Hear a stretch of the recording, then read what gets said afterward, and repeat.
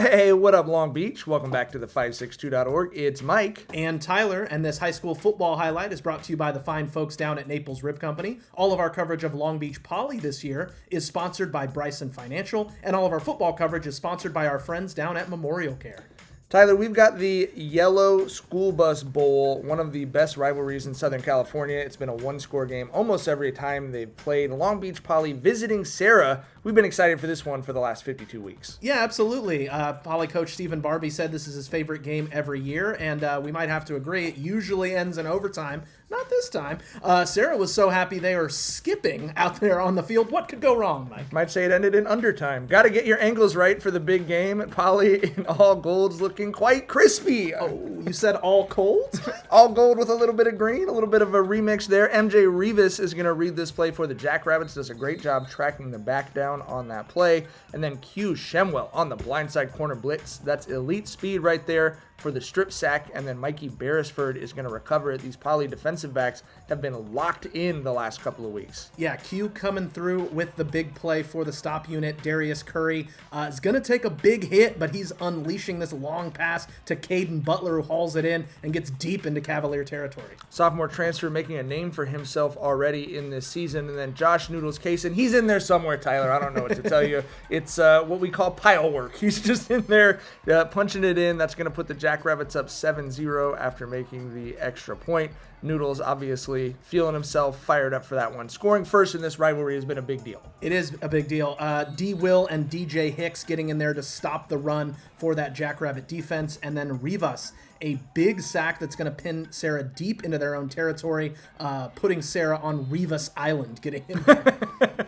He did a great job generating some pressure right there, and that sets up the offense with a chance to really take control of this game. But this was sort of the story of the first half. Curry having to move around an awful lot just to try and get the throw off. That does not count as an interception on a 3rd and long. Poly probably would have preferred that, but they did have to punt. The catch was made out of bounds. Then the Tomasoas and Kaysen all over Sincere Rainey, the excellent running back for Serra. This was always going to be the big matchup tonight. Wide receiver screen as Jimmy Butler drops this one in the bucket and gets it to Zacharias Williams for a nice gain. And then Butler going to scramble downfield for a nice pickup. Jimmy Buckets! Jimmy Buckets! He can scoot, Mike.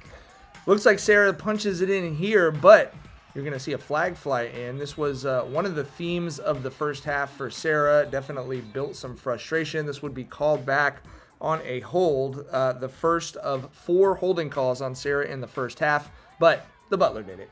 He's going to hit Williams, and it's 7-6 Poly because Serra misses the extra point. So the Jackrabbits, even after that great play by Serra, still hold on to a 1-point lead. Thanks for cluing me in there, Colonel Mustard. Hard to stop the Rainy against my window, but when it's a holding call, it does go ahead and bring it on back. The Serra sideline obviously unimpressed. Scott Altenberg not pleased with the officiating regarding holding calls on his team in the first half, but Kaysen says that's quite enough. He says, if you're not going to hold me, I'm going to hold you.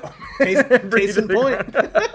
Great job by Noodles there, and a long drive going to be sustained by big conversions. This one to Jordan Malaulu. Such a reliable target on the outside, not his last catch on this drive. Curry to Diego Orozco for another first down coming right at you. Then going from 1 to 11, that's what you do when you want to turn it up, and that was really loud. Yeah, let's go to 11. Curry gets it to Malaulu, and then Curry to the general. Colin Powell with the big grab and run as he's getting downfield, putting the Jackrabbits within striking distance. And let's get in the Wayback Machine and look at last year. This is Kamari Smith high-fiving all the Poly players as they're running out for the Poly-Serra game. I think Serra would rather he have been up there for this game, but he was not. He was in the end zone because it's uno, cinco, for seis, and that's going to put Poly up 14-6. Yeah, he would have been in the stands, but there were no seats, so he just had to come on the field and ball out. Like, that's what he's been doing as Poly takes the 8-point lead, and we'll have more from Kamari, don't worry. I think we probably will see him again in this video. I'm confident in that. But sincerely yours, Sincere Rainey with a massive gain. No holding call on this play. That's going to stand as number 3 motoring down, and then he is, of course, going to get rewarded with the touchdown as well. That cuts the lead to just 2 points, so you know Serra is going for the 2-point conversion. Butler, you know he's looking to Williams. That's been his security blanket all night. They get the 2-point conversion. It's a tie game, 143 to halftime.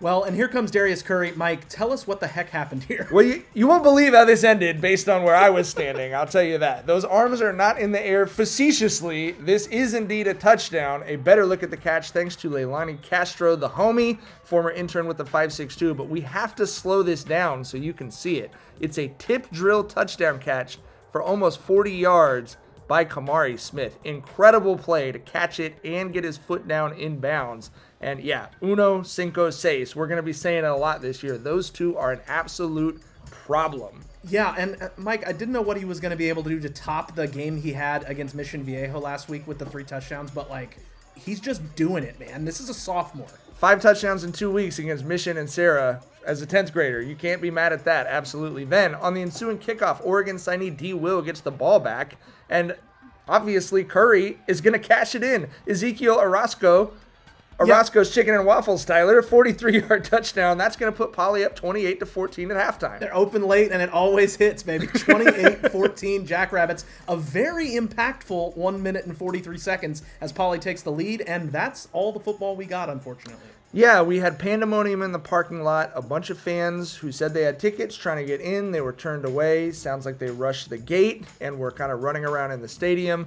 Police chopper overhead. Police on the field moving out, trying to get the parking lot cleared out.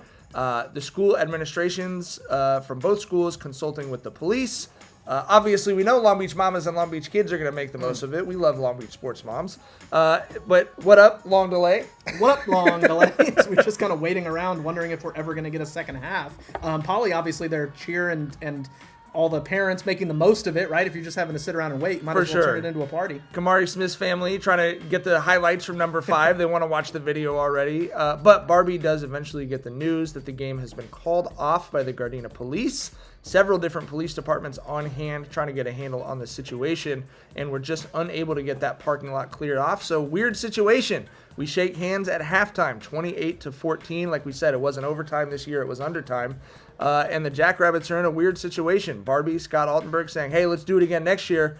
But maybe we'll find someplace else to do it next year. Yeah, kids only have so many Friday night lights, and we can't squander these opportunities and lose halves of football games. And now it looks like you got 5 stars on GTA, Big Mike. Well, these are not the Friday night lights we'd like to see at the end of the evening, Tyler. Yes, a very weird scene, but the good news, all players on both teams home safe and accounted for. Very happy for that, but a strange night for sure in Gardena.